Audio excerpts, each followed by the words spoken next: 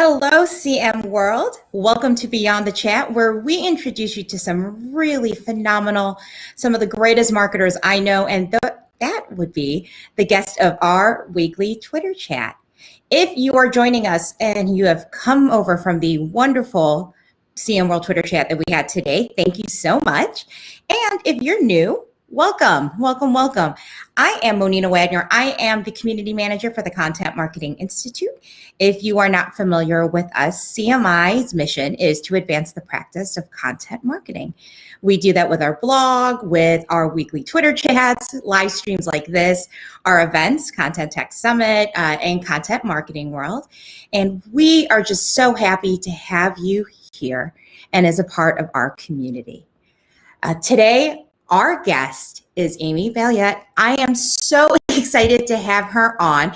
We have, I don't know if we've met ever in person. However, we've gotten to talk to each other virtually. And of course, we are always on Twitter. So I'm always able to sneak in a hello that way. Amy is CEO and founder of Killer Visual Strategies. Very cool name. She is also author of a book also called Killer Visual Strategies. Amy's no stranger to the CM World community. She has spoken at Content Marketing World. She is a frequent visitor on our CM World chats. I am so excited for all of you to get to know Amy better. Welcome, Amy. Thank you for having me. I appreciate it. I love seeing your background. We have the sun here out in Cleveland. It's spring. I love that you're outside. I feel like this is fantastic weather. It really it's spring. It energizes you. Oh, it's amazing. You got to get out, especially during COVID. It's so nice to just get out of the house. Absolutely. Well, we just came out of a Twitter chat on interactive visual content, which was fast paced and it was so insightful. But I don't think a lot of people know is that you came from a background that's from a different visual medium, and that would be film. And you had a very interesting instructor, I hear, in college. So why don't you tell us about really what made you interested in film, and maybe how film kind of morphed into your interest and your love of other visual content? Yeah, definitely. The reason I went to film school was because I spent so much of my life just seeing the world through visual stories.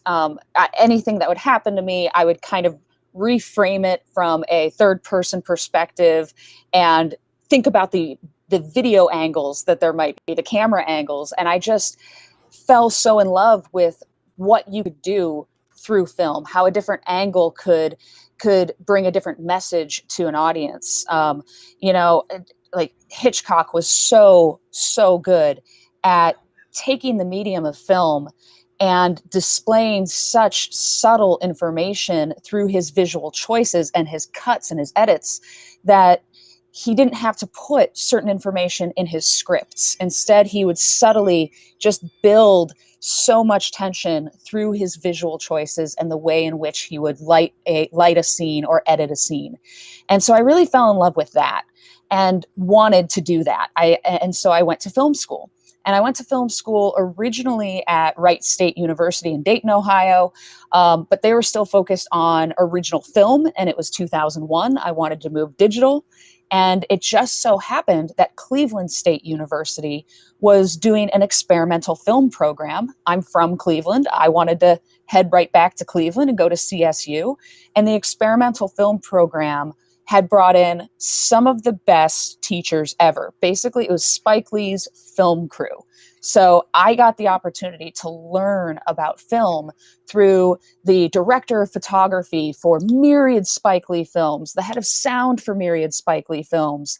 And there were one or two times where my professor was able to at least bring him in on some calls as well. And so we ended up just learning from some exceptionally talented people who also had roots in Cleveland, which was really cool because I don't think people realize the independent film scene that Cleveland has, but it was booming back in the early 2000s, and it's just booming so much more now. So yeah, I really just loved everything about film and visual storytelling, and also minored in marketing. And then somehow my life turned into one as a marketer, where I then found that visual storytelling is one of the best forms of marketing. So I kind of married my two passions. Well, so let's talk about that. So, with the background that you have in film and visual storytelling, but also now as a marketer, how was the transition going from visual background to writing a book?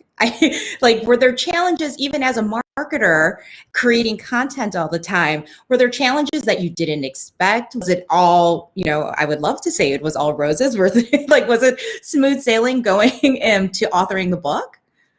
Oddly, for me, it actually was. But the reason is because if you think about all of the things that I'm really passionate about, storytelling's the foundation of it. And so one of the other reasons I got into film was because I loved writing scripts. I loved thinking about what a feature film might be or various stories I could tell. And so I wrote all the time. I loved writing, and originally thought I might just focus on writing as a career for a little bit. Um, so when I sat down to write my book, I had 10 years worth of lessons that I wanted to share with people. I had 10 years of just wanting to get this information out. And finally, because I had a publisher and a deadline, I had the drive to actually get it done. But I needed the publisher and the deadline to do that. And so, yeah, I basically just really focused on rolling up my sleeves and getting it done. I wrote the book in about 2.5 months. So it was fun. It was actually one of the Wow. most fun things I've done. So I'm working on another book right now, and I hope to write a good 10 more books over the next few years. Well, on the chat, we had talked about, is there still a place for text-based content with the rise that we're seeing and the popularity we're seeing with visual content? But let's take that debate, let's take it to a different debate. And is it long form or short form visual content? We had a lot talking about video and we were talking about infographics. So end the debate for us right now. The answer is simple. It's short form at the top of the funnel, long form at the bottom of the funnel. Short form content brings people into the funnel. The more they learn about you, the more they want to dive deeper into long form content. But never try to bring somebody into the top of the funnel with long form content. It won't work. So knowing that, where do you think the future of visual content is going? So we're seeing a lot of live streaming, is it long form? Is it short form? What are we looking at when you think about, well, where we'll be in 5 years, where we'll be in 10 years? Our attention spans keep going down. So the fact is the more we start to integrate with visuals in real life, in augmented reality, in jumping into more immersive virtual reality as well, our attention spans are actually probably going to go down more, and our demand for visual content is going to go up much higher. The reason visuals are so important is because of our short attention span right now. 91% of audiences demand visual content as their primary, secondary, and tertiary form of information delivery from the brands that connect with them. And that is because it gets to the brain 60,000 times faster than any other form of communication that exists. So when you have a short attention span, you do want visual content to hook you. And I think short form visual content is going to be what hooks people. It's going to get shorter and shorter.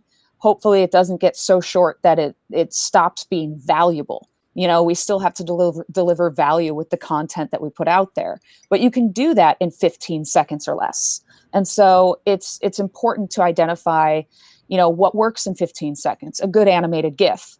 If you got 30 seconds, then you can do something like a motion graphic, or you can do more of a static image in 30 seconds.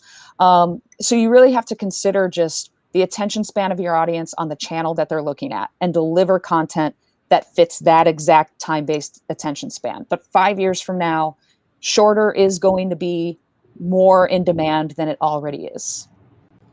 Well, so no matter how short, 15, 30 seconds, whatever we're looking at, do you think we hear a lot about fatigue, hear a lot about information overload?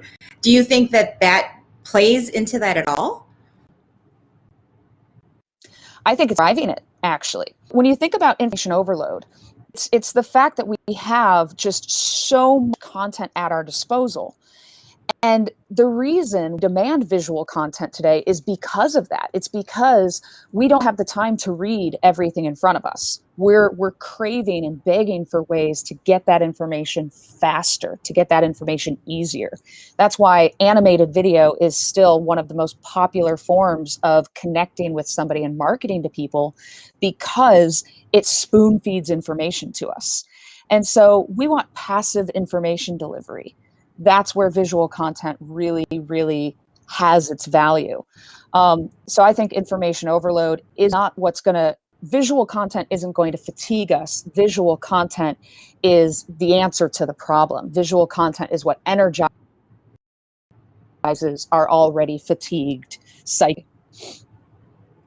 Well, before we move on to my final question, I wanted to say hello to some people who are watching right now. Christoph Trapp is here. Christoph says he wants to be sitting outside just like you. I have to agree with him. And Andy, who was actually on our Twitter chat, welcome Andy. She says creating short form content that is valuable is a lot harder than long form. You're nodding. You're nodding. Why are you nodding, Amy? Oh, it's so true. It is so hard to pack so much information into even 60 seconds or less. And that's often why brands don't actually produce homepage explainer videos, because they don't think that they can possibly explain the value of their product or service in such a short amount of time. But you get the right talent, you get the right team together, it can be done. But it is much harder. It's much harder than long form content, because it's hard to be very succinct with your points and really focus on your very primary key differentiators. Well, one of the reasons why we started Beyond the Chat is because an hour was never enough time for us to get to know you. So we love being able to bring you in. And that means I have one more question. We call it question 8. And my question to you is, Amy, if you're a CEO, you're busy, which would you rather watch? Are we talking Netflix or are we talking YouTube? Netflix. Netflix, because man, they know me really well. I'm happy they collect my data and use their algorithm to push the best bingeable content ever to me. What is the last thing you've binged? The One. It just came out last week. It's basically kind of a series that feels very Black Mirror-ish, but focuses on one long story as opposed to each episode being a different story. Very interesting one. Well, I will have to take a look at that. Amy, I am so happy that you were able to spend some time with us. Thank you so much. Will you tell everyone where they can find you online and also where they can find the book? Definitely. You can find me at Amy Balliett on Twitter. You can find me on LinkedIn. I'm actually more active on LinkedIn in the sense that I'll email back and forth and connect with you that way very easily. And then you can buy the book on Amazon.com. It's Killer Visual Strategies on Amazon. It was 2020's or one of 2020's best marketing and sales books of the year. Great. Amy, thank you again. And thank you to all of you out there watching. We will be back next week. Until then, take care. Thanks for having me.